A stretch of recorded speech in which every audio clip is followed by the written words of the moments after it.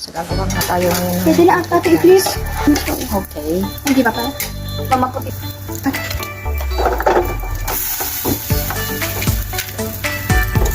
So, this is our first.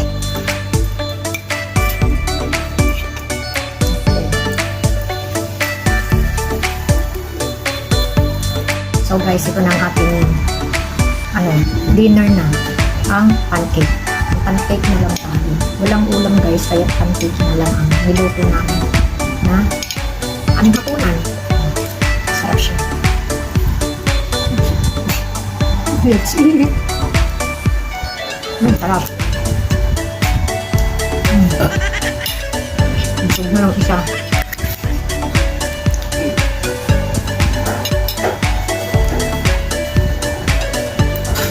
Lagyan natin ng syrup. Nahanap ko ang niche food.